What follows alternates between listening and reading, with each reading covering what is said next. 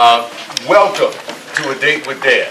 So good to see each and every one of you here with your handsome and beautiful children.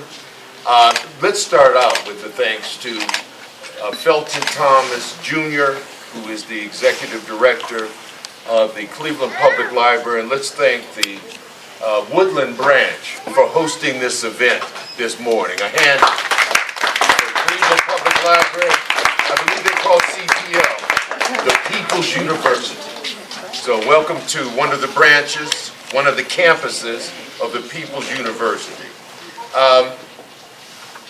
We're going to be thanking a lot of people over the course of the morning, but let's thank, first and foremost, the dads who are here.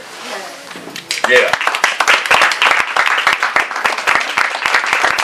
Because you could have been anywhere on a Saturday morning. Matter of fact, you could have still been asleep after a hard week work. But you're here with your sons and with your daughters, and that's a great tribute to you, and it shows that you understand two very important and fundamental things.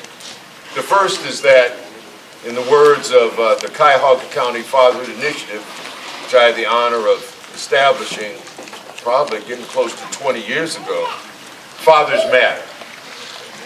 And what, there's an expression now, if something's gospel, something true, you say facts. Well, when it comes to father involvement, and it's important, we know that children do better academically in school when their fathers are involved. Facts. We know that there's a lesser likelihood that a child will end up in trouble with the law enforcement system when fathers are involved in their lives. Facts. We know that children will be more emotionally stable and, quite frankly, less likely to commit suicide when fathers are involved. Facts.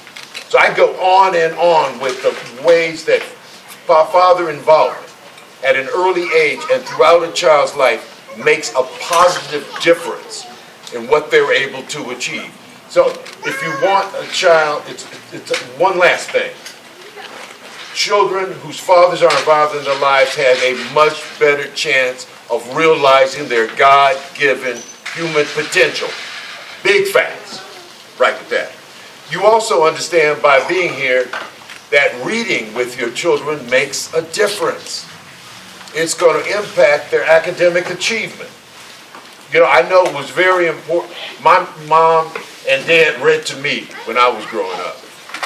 As a matter of fact, my mother, who was a Cleveland public school teacher, offered me the most important piece of advice, I think, that served me well throughout my life. She said, Peter, when you read with expression.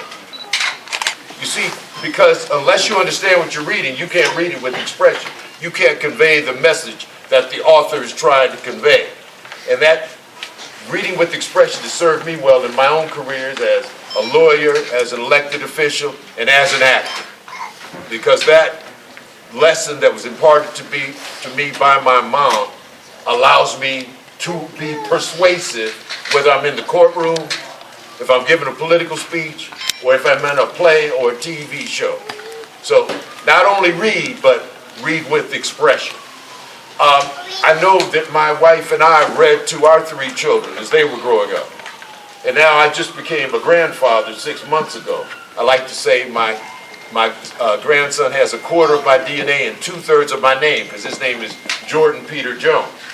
And so now I'm watching my son and his wife read to Jordy.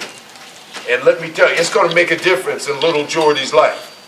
He's going to have an edge, an advantage when it comes to his fellow, his peers, his contemporaries, those he'll be growing up with.